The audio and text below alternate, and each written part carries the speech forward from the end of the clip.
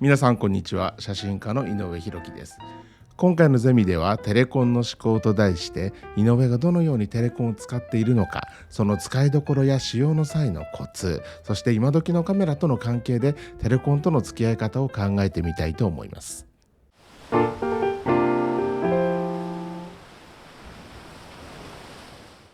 ではいくつかの作例から見ていきましょう。こちらは初夏の森で早朝に見つけたエゾフクロウのヒナ。まだ少し眠そうです。画角の中に大きく捉えたかったので 1.4 倍のテレコンバータレンズを装着して焦点距離を 560mm にして撮影しています。もともとは 400mm のレンズだったので、これが 1.4 倍になれば 560mm です。これがね 1.4 倍のテレコンです。4K で視聴されている方にはまだ幼いエゾフクロウのモフモフな羽毛がしっかりと改造しているのが見えていることと思います。この1枚の作例だけでもテレコンが欲しくなる方がいらっしゃるかもしれませんが、作例はもう何点か続きます。こちらは子ギツネ。初夏の頃の撮影なのでだいぶ体が大きくなってすっかりキツネ色になっています。もともとはグレーがかった色でしたね。もともとは灰色でした。この巣穴を毎年使っているキツネ母さんはちょっときつめな感じで僕に当たってくるので、あまり近づきすぎないようにして撮影をしなければいけないのですが、こういう時に焦点距離が伸びるテレコンというのはとても役に立ちます。写真の解像度についてもピントが合っている子ギツネの毛がしっかりと見えていていい感じですよね。春のキネズミことエゾリス。エゾエンゴ作の花畑の中で柔らかい春の朝日を浴びています。この写真表現ゼミの YouTube チャンネルをご覧の皆様であれば、1250分の1秒という動物撮影の定番シャッター速度だぞ。被写体は1匹だから開放地で撮影しているね。目線の高さで撮られているぞ。視線の先に空間が空けてあるぞ。白飛びはほぼない仕上げだぞ。などとね、分析されていることと思います。そう、その通りです。でも今回この作例で見ておきたいのは背景のボケ。この時の背景は被写体からかなりの距離がありました。レンズ本来の光学性能を低下させるテレコンですが、柔らかいボケになっているのが見えることと思います。テレコンを使って風景を撮っても悪くないことがあります。この時は大雪原の中をポツンと歩くキタキツネの姿を追っていました。見てください、雪原に足跡が残ってますよね。夕方の色が美しい時間帯にここをまた通ってくれないかと期待して 1.4 倍テレコンを 400mm のレンズに装着して待っていた時のものです。400mm に 1.4 倍のテレコンをつけるから 560mm の焦点距離になってるんですね。雪原の向こうにそびえる大雪山十勝岳連峰の一つオプタテシケ岳があまりに美しくてかっこよくて、キタキツネがまだ出てきていないのにパシャリと撮った時の1枚です。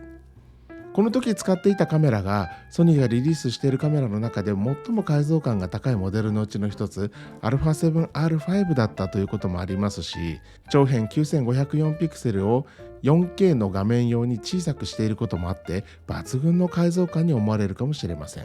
この動画の後ろの方で解像感について少し詳しく見ていきますが、このような画面サイズでの閲覧視聴するのであればテレコンを使った撮影はありだなと理解いただけると思います。カメラの焦点距離を物理的に延長するレンズであるテレコン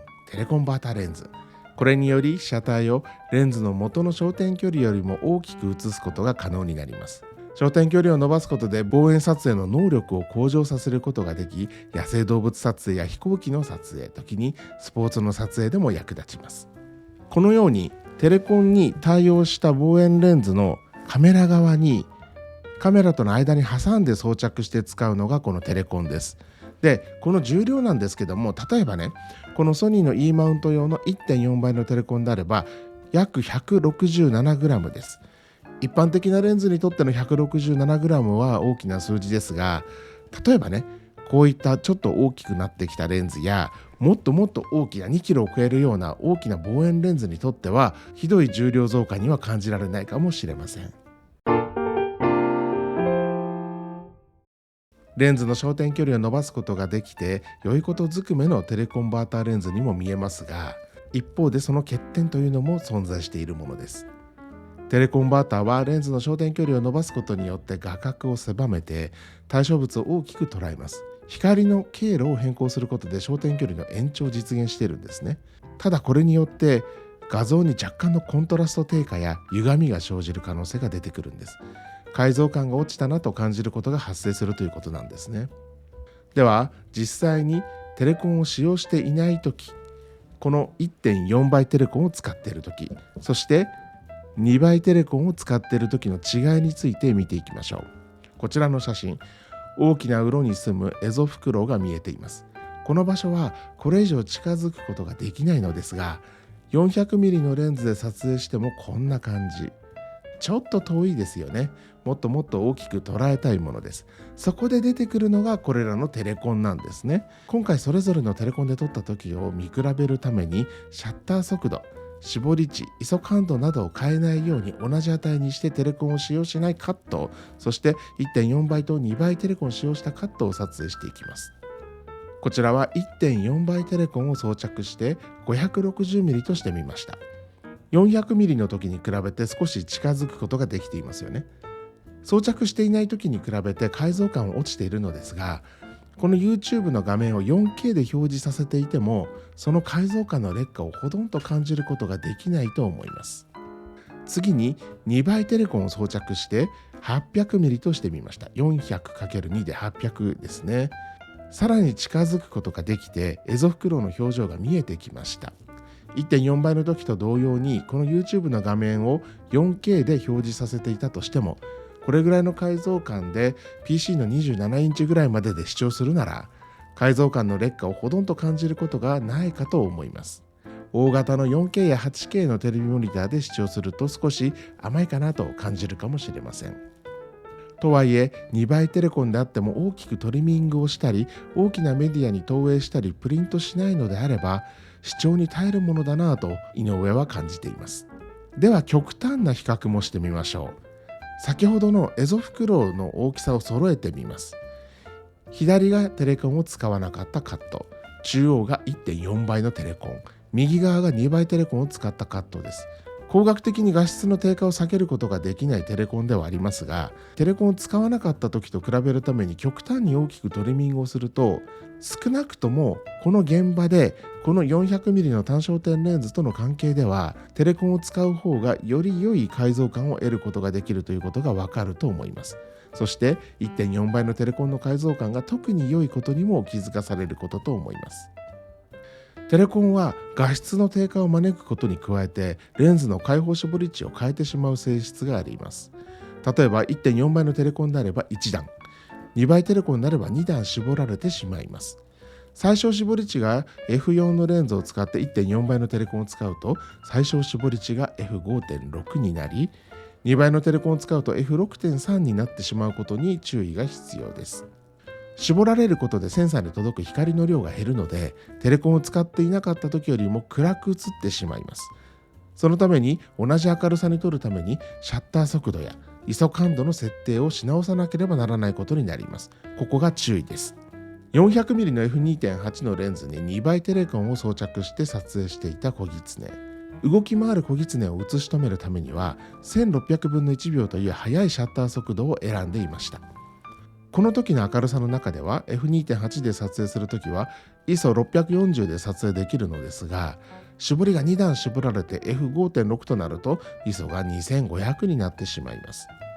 この時使用していたカメラのセンサーは ISO2500 でもノイズが少なくて、デジタル現像する中で目立たなくさせることができたのですが、これが普及モデルのカメラだったりすると場合によっては厳しいこともあります。もし 100-400mm のテレタンで F5.6 というレンズで撮影していれば、2段絞られると F11 になります。速いシャッター速度が求められがちな野生動物撮影には厳しい暗さの領域になってしまうのです。さらに悩ましいことに、オートフォーカスの性能にも影響を与える可能性があり、特に暗い環境ではオートフォーカスがさらに暗くなったり不正確になったりすることがあります。一部のカメラでは特定の絞り値以下、例えば F8 とか F11 とか F13 とか、このようなちょっと絞っていったところで高速のオートフォーカスが動作しなくなることさえあります。テレコンを導入するときはこの点についてカメラとレンズのそれぞれの仕様を調べておくことを強く推奨します。もしオートフォーカスに不安がある場合は、あらかじめピント位置をマニュアルで決めておく置きピンで対応するのも良いでしょう。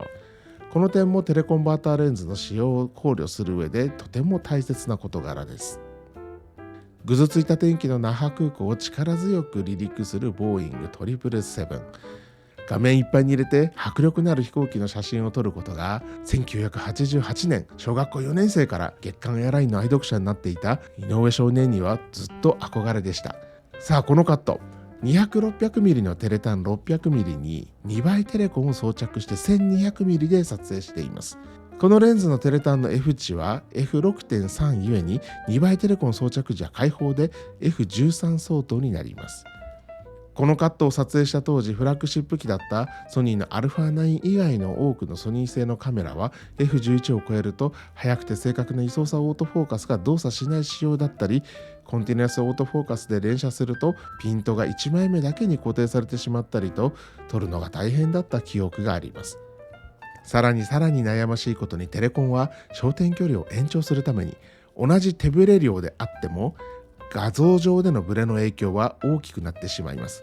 これはテレコンで得られる焦点距離の拡張と引き換えになる深刻な問題と言えるでしょう。カメラやレンズの手ブレ補正機能に頼りすぎず、三脚の使用や適正なシャッタースピードの選択などについて普段の撮影以上に配慮しなければなりません。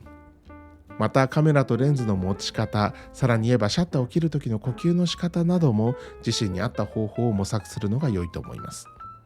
日没後の森でエゾモモンガが巣穴から顔を出しました。薄暗くなった森でのことです。開放 F2.8 のレンズに 1.4 倍テレコンをつけると開放 F4 になります。シャッター速度を400分の1秒にすると感度は8万、125分の1秒まで落とすと ISO2 万5000、10分の1秒でも ISO2000。今は風が弱くて木の幹の揺れもないぞということで、カメラを三脚に乗せてしっかりと固定して思い切って ISO100 にしてシャッター速度を2秒にしてみました。あとはモモンガに動かないでと念を送って撮れたのがこのカット。ほぼノイズレスモモンガカット。いやーこれはね嬉しかったですね。初夏エゾフクロウのヒナたちが森の中を飛び始めます。森の中を飛ぶエゾフクロウのヒナを撮りたい。森の中で上を仰ぎ見て撮影すると逆光で撮影することになります。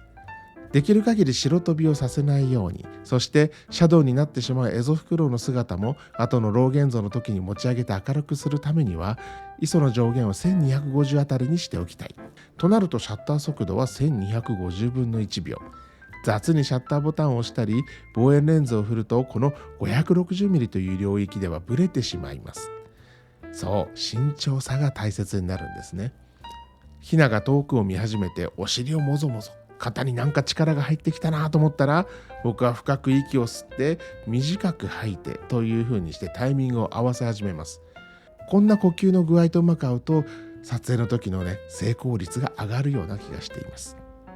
うまくなってくると手ブレ補正を切ってしまって流し撮りの要領で撮ることもできるのですが、これはまたの機会にお話しすることにしましょう。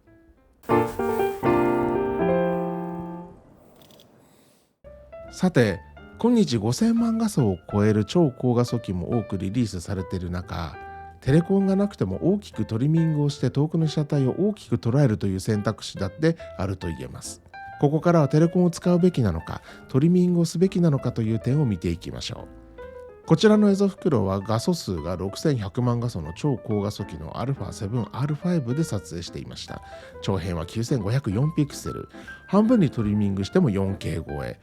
4分の1にトリミングしても SNS 投稿ならいけちゃう 2K ですよね。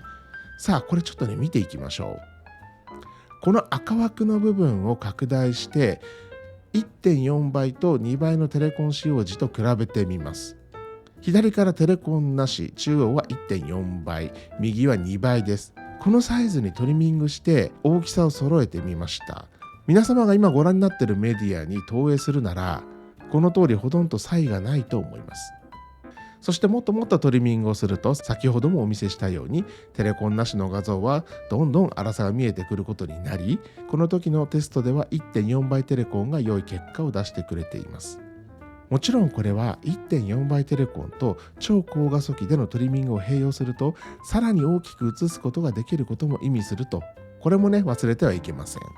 これまで見てきたことからすると、レンズ側の絞り値やオートフォーカス動作、カメラ側のオートフォーカス動作や感度性能などの制約はないかどうかに加えて、表現の際にトリミングをどの程度することがあるのかという観点からテレコンの使用の判断をするのが良いということになります。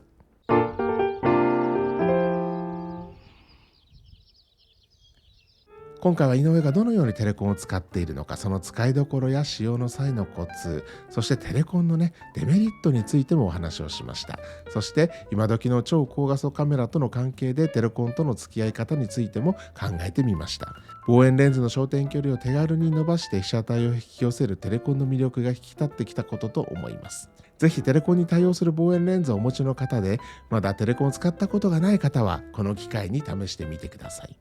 このチャンネルでは次回も新たなテーマとともに写真表現の楽しさについてお話をしていきたいと思います。楽しかった、これからも知りたいという方はいいねを、そしてチャンネル登録をよろしくお願いします。ではまた。